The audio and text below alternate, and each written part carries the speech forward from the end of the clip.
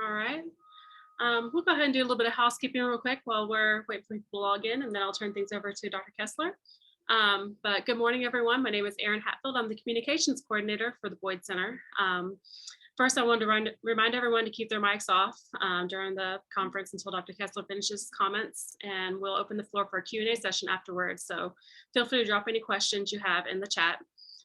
Secondly, I'll be posting a link to the media kit in the chat as well. This will have links to the report and the press release that's coming out in a few minutes, as well as some embeddable graphics that you can use on your website and in your newscasts. Finally, the press conference is being recorded for you, as I mentioned earlier, and I'll be uploading it to the YouTube channel later this morning. There's a link to that in the press kit as well. So thank you all for joining us today, and I'll turn things over to Dr. Kessler. Thanks, Erin, and thank you all for coming today. So my name is Larry Kessler with the Boyd Center for Business and Economic Research, and today I'm excited to release our 2022 economic report to the governor. So this is an annual report that provides a short-run economic forecast looking 10 quarters ahead for the state economy, as well as more long-term projections looking 10 years out. This report is very much a team effort, so I'd like to thank my colleagues at the Boyd Center, including Erin Hatfield, who we just got to hear, as well as Enda Hargaden, Matt Harris, and Tim Kuhn for their significant contributions, as well as Kim Jensen and her team from the UT Ag Econ department. They've provided a very informative write-up of the agricultural sector of the state economy, which you can see in the second half of Chapter 2. So with that, I'll make some brief remarks, and then I'd be happy to open it up for any questions that you all may have. So in contrast to 2020, which was heavily defined by the pandemic, this year is going to be viewed as a year of recovery from an economic standpoint. So due to the rollout of effective vaccines, a third round of fiscal stimulus through the American Rescue Plan, as well as pent-up demand, we saw consumer spending just surge in the first half of the year, and that helped spur an incredibly strong economic recovery for most of 2021. In some cases, however, the supply side of the market was not able to keep pace with this resurgence in demand. So many companies that either closed or shrunk during the pandemic, they've had trouble hiring enough workers as they've reopened or expanded back up, while other companies have had trouble keeping enough inventory on stock. So these are largely temporary issues, but in the interim, we have seen a pretty dramatic surge in prices on a lot of goods and services, and that may have prevented the economy from growing even faster in 2021. So nonetheless, notwithstanding, Tennessee real GDP has fully recovered to pre-pandemic levels already, and we're projecting very strong growth of 5.6% for the 2021 year as a whole, and then a continuation of strong growth of 4.2% in the following year in 2022, as the labor market continues to recover and supply chain issues are hopefully resolved in the near term. So turning to the labor market, so employment in both the state and the nation, they have certainly been slower to recover than the recovery in GDP. So in Tennessee, there are still 55,000 fewer workers on payrolls than there were prior to the pandemic. In the US as a whole, that number is 3.9 million workers. So this is somewhat expected, as it does take time for employees and employers to match. That is, the job search can take some time. However, as we discuss in Chapter 4 of the report, which provides a deep dive into the state of the Tennessee labor market, there are a number of other potential factors that are contributing to this slower labor market recovery, including workplace safety concerns that have rearisen as COVID variants have emerged, potential childcare issues, which have caused some families to shift from two-income to one-income households, as well as a pretty dramatic acceleration in retirements during the pandemic. So in addition to those, and perhaps more importantly, the pandemic has given many people time to reflect on their work-life balance, and some have decided to leave the labor force entirely, whether that's permanently or temporarily, only time will tell, while others have decided to switch jobs. So that latter point is especially important for the leisure and hospitality sector, as well as retail trade, where a lot of people have left that sector to find other work because of relatively low pay. Many of those jobs that have a lot of in-person contact, and a lot of those workers are being asked to enforce COVID safety protocols, which is probably an unappealing task for many of them. So what is clear, however, is that the mechanisms behind this labor market recovery, they're incredibly nuanced. There are a number of reasons for the slower labor market recovery, and those reasons, they vary from person to person and family to family. So nonetheless, we do project that Tennessee employment is going to continue showing positive growth. And our expectations are that employment in the state will fully recover to pre-pandemic levels by the second quarter of 2022 of next year. So that's actually a full quarter ahead of the nation's projected labor market recovery. And our stronger growth outlook is largely due to strong employment growth in the manufacturing sector, as well as strong projected employment growth in many of the service sectors as consumers continue to shift back to in-person services and rising wage rates attract more workers. So as a result, we have seen the unemployment rate in Tennessee fall dramatically over the last year or so. So it spiked at 15.8% last spring and has fallen rapidly as the economy recovers. It averaged 7.5% for 2020, the year as a whole. And we're projecting it's going to fall to 3.9% by the end of 2022. That's the annual average for 2022. So all of this is certainly good news. However, I'd be remiss not to mention that there still are a number of downside risks to economic growth going forward, including continued supply chain issues, higher prices, and new COVID-19 cases and variants. But we have seen that the state economy has proven to be incredibly resilient, and we project strong economic growth in the near term. So in addition to the forecast, the report also examines population changes as measured by the 2020 census. So the short version is that Tennessee's population has grown faster than the nation as a whole over the last decade. However, population growth has slowed dramatically over the last 30 years in both the state and the nation. And that's due to both rising death rates as the population continues to age, as well as a pretty dramatic slowdown in birth rates over the last 30 years. So thankfully, in Tennessee, there has been a pretty strong uptick in in-migration. That is, more people have been moving into Tennessee. So that's helping keep population growth from slowing even further. And the bulk of those that have been moving to Tennessee have been of working age. So that will certainly help with economic growth. However, on net, we are still seeing a pretty dramatic slowdown in total population growth. And that will certainly, or could translate into a smaller workforce and slower potential economic growth going forward. So there's a lot more information on population changes by race and ethnicity, as well as a breakdown by age and geographic location, which you can find in the first half of chapter 3 of this report, and I'd encourage everyone to check it out. So with that, I've probably spoken enough, but I'd be happy to answer any questions that you all may have.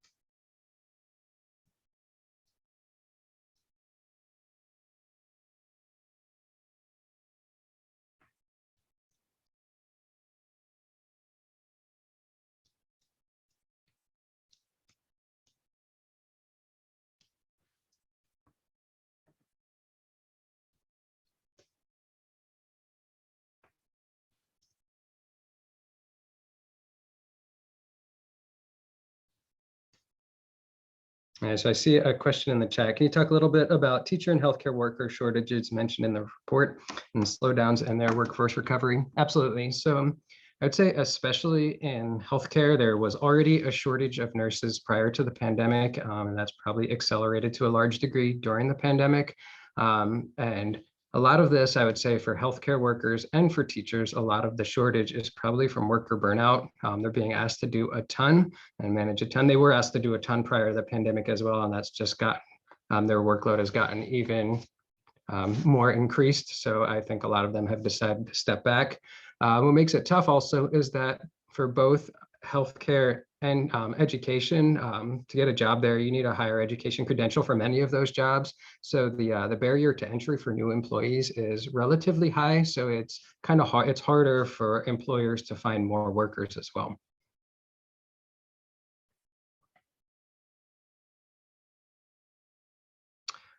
Caleb has a question. You mentioned COVID cases as a hindrance to economic growth. If the pandemic worsens or lasts a long time, could that change the predictions of the recovery?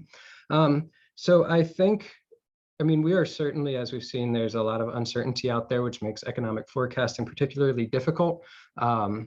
I think what we saw kind of over towards the end of the summer and into the fall with the emergence of the Delta variant and how quickly that spread, that could certainly happen again. So when that happened, we did see a slowdown in consumer spending to some degree. Some consumers did shift away from in-person services again and kind of started going back to pandemic-related spending behaviors. And we did see a slowdown in GDP growth. So we saw first 2 quarters, GDP growth was over 6%, which is incredibly fast. So this is for the nation as a whole. And then it slowed to around 2% in the third quarter. I mean, part of that is just as the recovery continues, growth is going to slow, but part of it was probably also because of the emergence of the Delta variant. So I think that is certainly a risk going forward that if the pandemic worsens, I don't think if it lasts longer, I don't know if that'll change economic growth. I think people have realized, or a lot of people at least have realized, that COVID-19 is going to be with us for quite some time. But if it worsens to a large degree, we might see another slowdown. Not a recession by any means, and I don't think there's going to be any lockdowns or anything like that. But consumers may adjust their behavior again. Hi, it's Erica Lunsford from WVLT News. Just wonder, I know you mentioned a lot, but is there like just maybe 3 bullet points that you would want viewers to kind of take away from this report? Yeah, I would say that we are in the midst of a dramatic economic recovery, which is very good, and it is largely being propelled by strong consumer spending.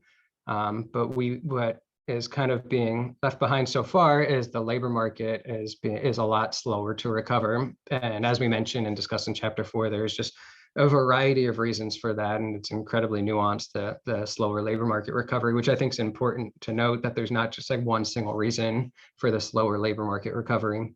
I think those are kind of the big highlights, and then that there are a number of kind of potential headwinds or potential risks going forward, as I mentioned, with more COVID cases or variants, as well as supply chain issues and higher prices, which are definitely an issue. As we've seen, consumer spending has, in terms of retail sales, that data just came out yesterday for the nation, and that has slowed a good bit.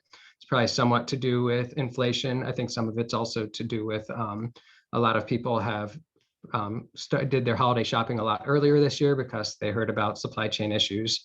But so I took those 3 points and made it 10. I apologize. You're fine, thank you.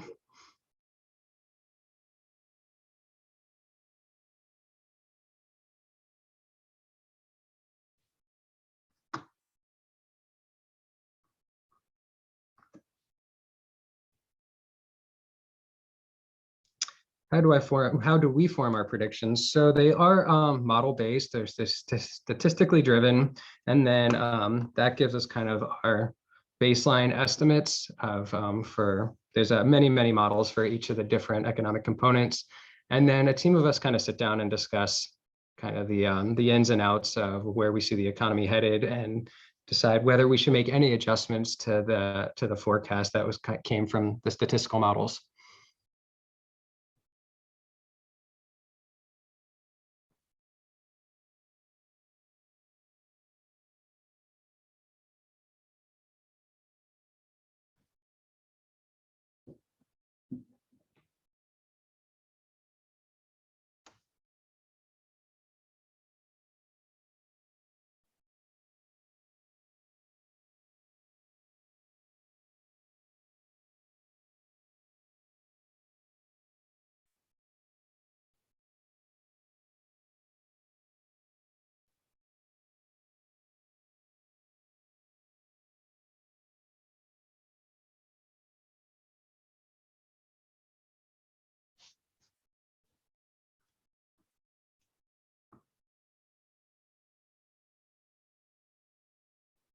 All right, well, I appreciate everyone coming today. Wait, got one more.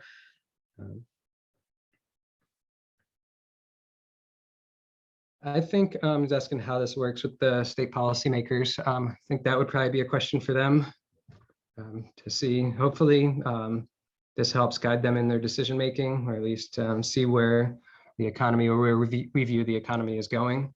But that's probably as far as I can say.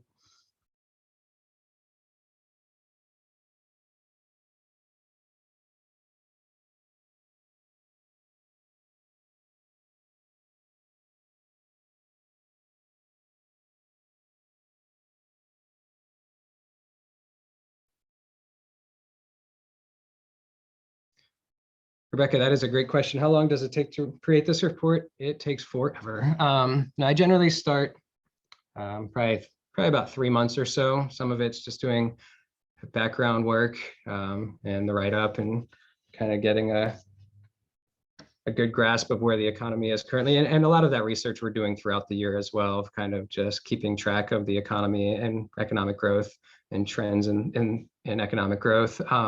Then we generally start working on the forecast about a month and a half ahead of time. But that it's also very much a dynamic process. As new data comes out, we have to incorporate those into the forecast as well. But so it's probably a good 6-week process though.